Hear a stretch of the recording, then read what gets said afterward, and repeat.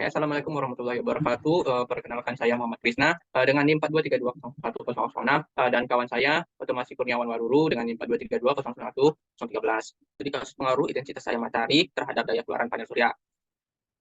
Pendahuluan yaitu data konsumsi energi listrik setiap tahun selalu mengalami peningkatan sejalan dengan pertumbuhan ekonomi nasional. Peningkatan kebutuhan energi listrik gitu kan diperkirakan dapat tumbuh rata-rata mencapai 6,5% per tahun hingga tahun 2020.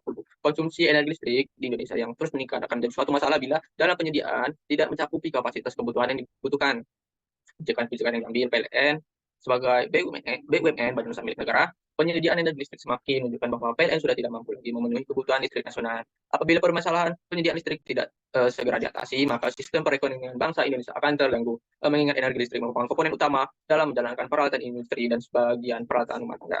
Tentunya upaya untuk mengatasi masalah tersebut telah dilakukan oleh pemerintah dan para peneliti. Salah satu upaya tersebut adalah dengan mencari energi alternatif, energi yang sifatnya terbarukan. Penelitian ini sumber energi terbarukan adalah pemanfaatan cahaya matahari. Pemilihan sumber energi terbarukan ini sangat beralasan mengingat suplai energi surya dari sinar matahari yang diterima oleh permukaan bumi mencapai 3 kali 1024 Joule per tahun, yang sangat tinggi. Jumlah energi sebesar itu setara dengan 10.000 kali konsumsi energi seluruh dunia saat ini. Di Indonesia melimpahnya cahaya matahari yang merata dan dapat ditangkap di seluruh kepulauan Indonesia hampir sepanjang tahun merupakan sumber energi listrik yang sangat potensial.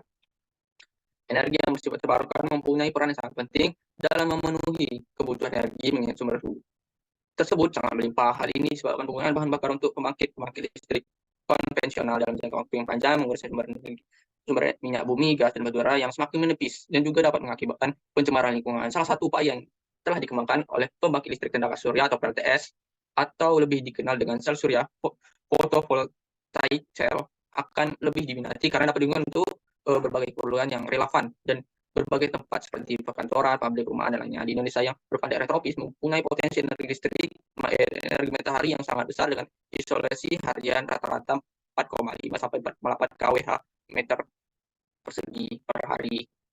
Tetapi energi listrik yang dihasilkan sudah sangat dipengaruhi oleh intensitas cahaya matahari yang diterima oleh sistem. Agar pemanfaatan energi listrik dapat digunakan secara maksimal, maka perlu adanya sistem hybrid dengan jala-jala listrik PLN saat tengah hari yang cerah. Radiasi matahari mampu mencapai 1000 watt per meter persegi jika sebuah piranti semikonduktor seluas 1 meter persegi memiliki efisiensi 10%, maka modul sel surya ini mampu memberikan tenaga listrik sebesar 100 watt. Modul sel surya komersial memiliki efisiensi berkisar antara 5% hingga 15% tergantung material penyusunnya.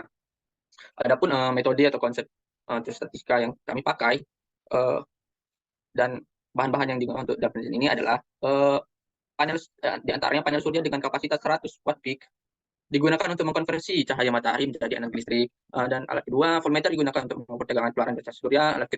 Bahan ketiga ampermeter digunakan untuk mengukur besarnya arus. Bahan 4 meter digunakan untuk mengukur intensitas cahaya matahari sampai pada permukaan surya. Dan bahan kelima controller 10 Amix Xioko, merek Mexioko, dan akumulator 12 volt.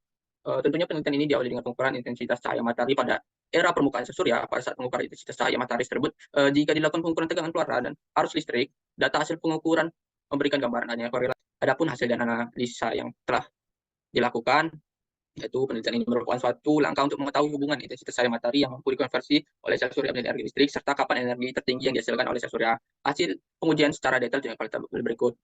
Pada hasil pengujian hari pertama, di jam 7 sampai jam 6, jam 18,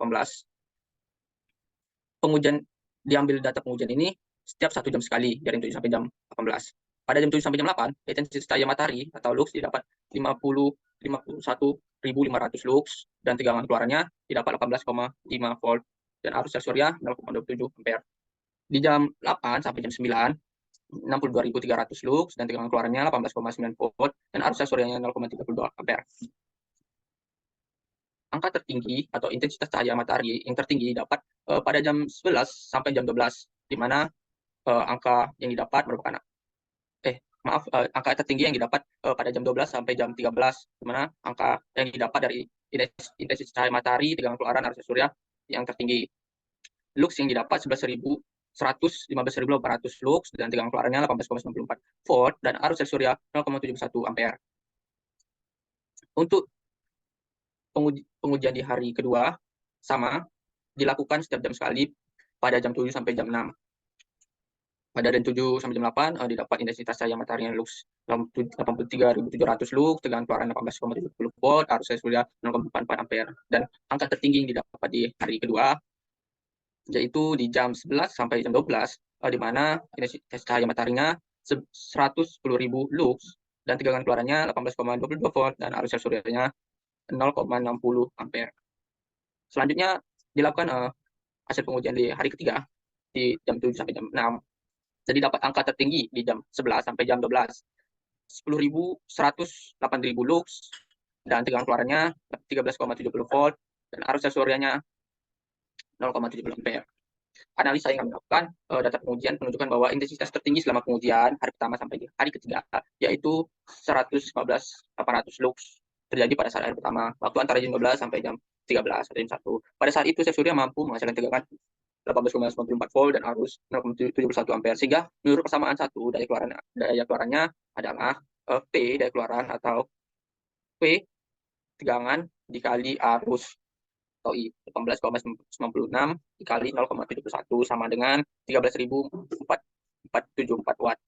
Untuk daya rata-rata pada hari pertama selama titik pengujian dapat dihitung dengan persamaan dua daya keluaran setiap jamnya dihitung rata-rata didapat 11 jam di jam 7 sampai jam 8 rata-ratanya 4,995, jam 8 sampai jam 9 ratanya 0,48 dan seterusnya hingga di jam 5 sampai jam 6 7,479 dibagi 11 atau 11 jam dan didapat hasilnya yaitu daya keluaran 7,2431 watt.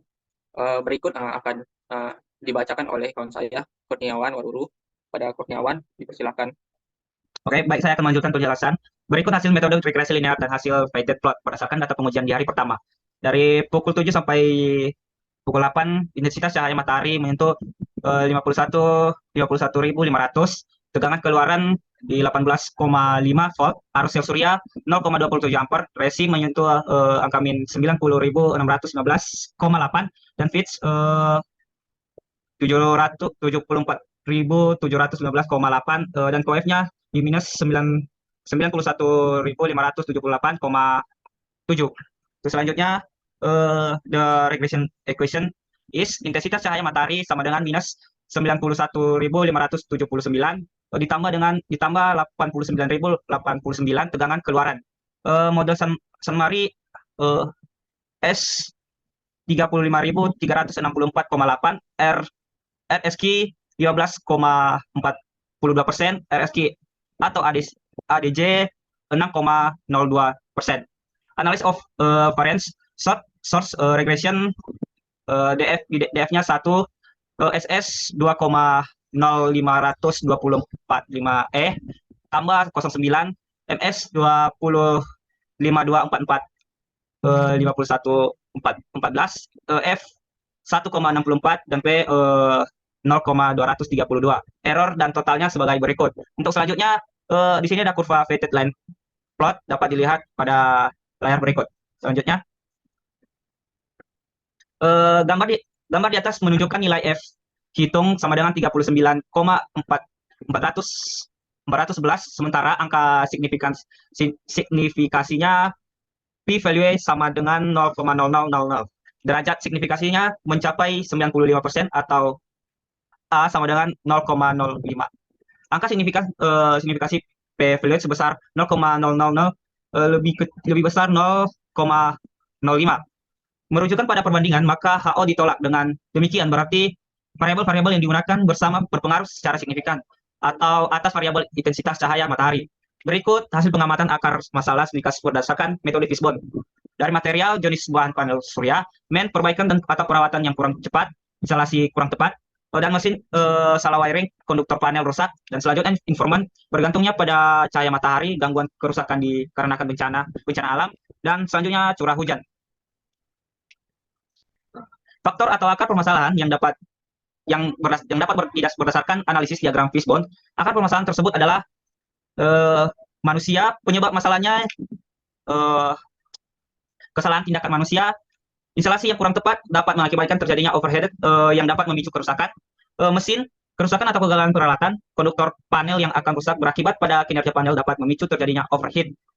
Material, penyebab permasalahannya rendahnya kualitas material. Jenis panel surya yang surya monokristalin mempunyai spesifikasi sel tertua dari seluruh jenis panel surya.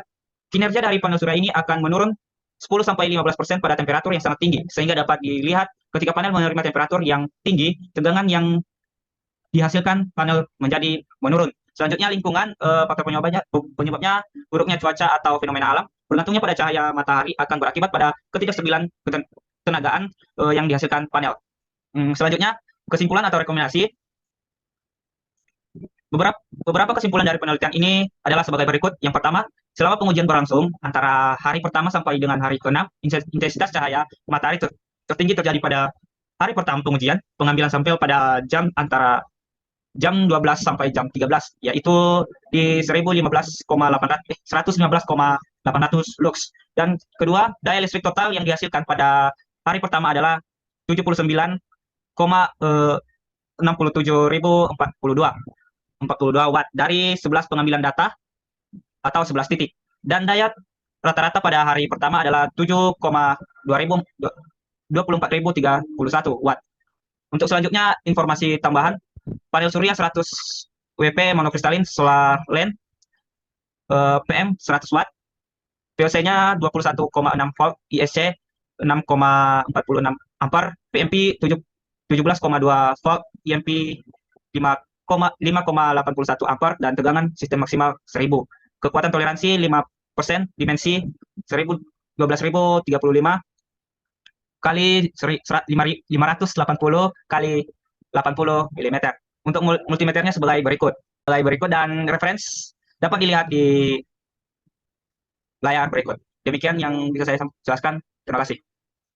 Baik, kawan saya Kurniawan Waruruh. Mungkin itu saja yang dapat kami presentasikan. Wassalamualaikum warahmatullahi wabarakatuh.